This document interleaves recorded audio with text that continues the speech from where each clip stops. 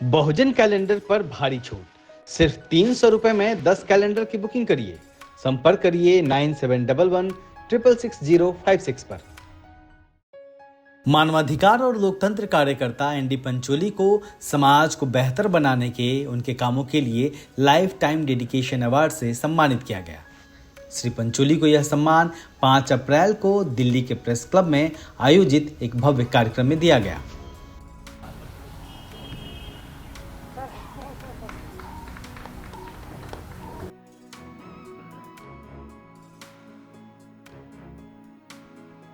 Shri ND Pancholi 70 के दशक से ही भारतीय पुनर्जागरण संस्थान से जुड़े रहे।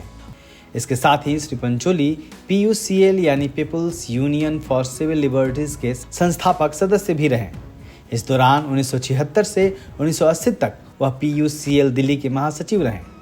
उनको सम्मानित करने के दौरान PUCL के तमाम सदस्य और उनके काम के प्रशंसक मौजूद रहे। इस दौरान PUCL के तमाम सदस्यों ने उनके योगदान को याद किया। हाथ पीछे बांध के उसके बाद गोलियां मारी गई। इन्होंने जो अपनी रिपोर्ट जो छापी उसमें एक पोस्टमार्टम रिपोर्ट लगाई हुई थी। वो डॉक्टर ने लिखा है कि जब ये पोस्टमार्टम के लिए लाश जब टेबल पे आई तो उसके हाथ पीछे बांधे हुए थे और गोलियों से उसकी डेथ हुई थी। अब मारने के बाद तो हाथ बांधने का मतलब नहीं, वहां से साफ शो हो रहा था कि कैसे कैसे वहां पे श्रद्धालुओं को पकड़ के हाथ पीछे बांध के उसके बाद मारा। और ये रिपोर्ट सरकार के लिए इतनी ज्यादा उनके लिए डैमेजिंग थी कि उन्होंने इस रिपोर्ट को छपने नहीं दिया। रातों रात छापा मार के पंचोली जी को, आहूजा जी को और अरविंदो घोष को इनको अरेस्ट कर लिया। शुक्रगुजार हूँ कि PUCL ने मुझे इस डिस्टिंग्विश्ड पैनल का हिस्सा बनाया और मैं इसलिए भी शुक्रगुजार हूँ कि मैंने हमेशा एनडी पंचोली साहब को हमेशा एडमायर किया है और आज उनके काम की आप सब इतने डिस्टिंग्विश्ड पैनलिस्ट ने परत पे परत, वरक पे वरक खोला है उनके काम का। कुछ का मुझे इल्म था और कुछ का तो मुझे इल्म भी नहीं था। तो मैं जहाँ तक बातें जो हो चुकी हैं, and I have got such a wonderful distinguished audience, I don't want to prolong this, but एक पहलू पे थोड़ा सा जिक्र हुआ, बट इनका जो साउथ एशिया का जो विजन है, पंचोली साहब आपका जो साउथ एशिया का विजन है, जो पाकिस्तान इंडिया का जो बहुत बड़ा, it has been the most devastating issue since 1947। आपने हमेशा, जब चाहे वो कुलदीप नैयर की सिटीजन्स फॉर डेमोक्रेसी हो या Pakistan India people's forum for peace and democracy हो, जिसके हमारे सरबराह तपन बोस अभी ख़त्म हुए हैं, हर एक पहलू पे आपने बहुत अपनी सेंसिटिविटी से उस पे काम किया है। You have examined it and you have participated in it.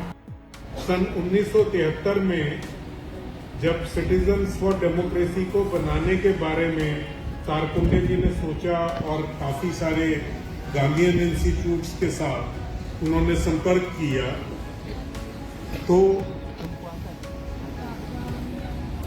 Pancholi जी भी उस पूरे प्रोसेस में सिटीजन्स फॉर डेमोक्रेसी की फॉर्मेशन के उसमें शामिल रहे।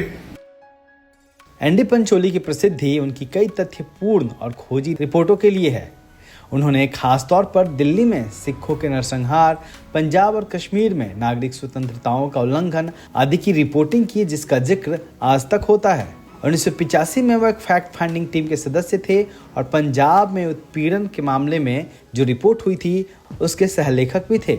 इस रिपोर्ट से इतना बवाल मचा कि इस रिपोर्ट को प्रतिबंधित कर दिया गया और उन्हें गिरफ्तार कर लिया गया।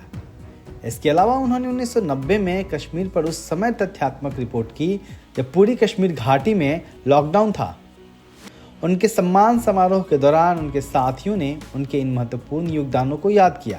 मेरी पंचोली से जो पहली मुलाकात है वो 1980 के दरमियान की है, जब मैं तेजेंद्र सिंह आहूजा जी के साथ पीयू फील्ड में थोड़ा सा एक्टिव हुआ और लगातार उनके साथ चर्चा, और तब से हमारा लगातार संपर्क बना हुआ है। और हम लोग कोशिश कर रहे हैं कि पंचोली जी ने कुछ काम किए, जैसे उन्होंने एक जागृत मजदूर यूनिट बनाई थी, ट्रेड यूनिट बनाई थी। अब हम लोग कोशिश कर रहे हैं कि उनका वो जो काम है उसको आगे कैसे लेके जाए। आप लोग सारे, मैं देख सकता हूँ कि each one of us were there। तो उस समय जो 1984-86 वायलेंस के दौरान जितना कुछ किया हुआ, वो सारी बातें सामने नजर आ जाता है। हम लोग सारे वही लाजपत भवन में इकट्ठा होते थे, आप लोगों को याद होगा। और उस समय 30 मार्च करके लाजपत भवन से भोगल होते हुए जाते थे, फिर पूरी नारा लगाते हुए जाते थे। और उस समय तो मुझे वो बात भी याद है, कॉमरेड तेजिंदर हमारे इतने उसी समय जैसे मुलाकात होती है, वो मुलाकात भी मुझे अभी भी याद है। इस दौरान एनडी पंचोली ने सबका धन्यवाद करते हुए जो कहा, उसने सबका दिल जीत लिया। मैंने कहा था भाई क्या ज़रूरत है, लेकिन हमारे साथियों ने कहा कि नहीं, ये होना चाहिए। तो मैंने कहा ठीक है, लेकिन इस तरह के समारोह से अगर डिफेंस, ह्यूमन राइट को डिफेंस करने की मूवमेंट को अगर कुछ बल मिलता है, तो मैं समझता हूँ कि इस तरह के समारोह होने चाहिए। इमरजेंसी आई, इमरजेंसी के अंदर लोगों को दबाने की कोशिश की गई, लेकिन लोग निकलते रहे, आते रहे। अब भी जिस तरह से कानून बन रहे हैं, जिस प्रकार से लोगों को दबाने की कोशिश कर रही है, उनको जेलों में भेजा जा रहा है, जैसे हमारे भीमा कोरेगांव के जो अभियुक्त हैं और उमर खालिद हैं और बहुत सारे लोग हैं जो सिर्फ इसलिए कि उन्होंने आवाज़ उठाई। तो मैं समझता हूँ कि ये जो सरकारें करती हैं, सरकारें को सीख लेती नहीं है। कम से कम अपने इतिहास से तो सीख लें कि जब भी दबाने की कोशिश की हुई, कभी लोग रुके नहीं। अब भी दबाने की कोशिश की, लेकिन लोग बोल रहे हैं। और ये मैं समझता हूँ कि बहुत बड़ी हमारे लिए एक सिल्वर लाइनिंग है कि हम इस देश के लोग किसी से दबेंगे नहीं, अपनी आवाज़ को रोकेंगे नहीं, वो बुलंद करेंगे। और मैं समझता हूँ कि हम जो मैंने अभी तक सीखा है, और मैं सभी आप लोगों से मैं ये एक अनुरोध करना भी चाहूँगा कि जो भी अगर कुछ मायूस हो जाते हैं, तो इस देश के अंदर हमारा इतिहास मायूस बनना नहीं सिखाता, हमेशा आगे चलना सिखाता है। तो मैं समझता हूँ कि हमारा सबसे पहला जो एक हमारी जो एक चली आ रही है तारीख के हमने आवाज़ें हमेशा बुलंद करते रहे हैं, वो हम बुलंद करते रहेंगे। यही मैं आशा करता हूँ कि इस तरह के समारोह से हम अपने जो ह्यूमन राइट मूवमेंट को किस प्रकार से हम पिछली बातें याद करके और आगे उसको हम किस तरीके से उसको ले जा सकते हैं अपनी मूवमेंट को, उसमें अगर इसका कंट्रीब्यूशन हो तो मैं इसको सफल समारोह मानूंगा।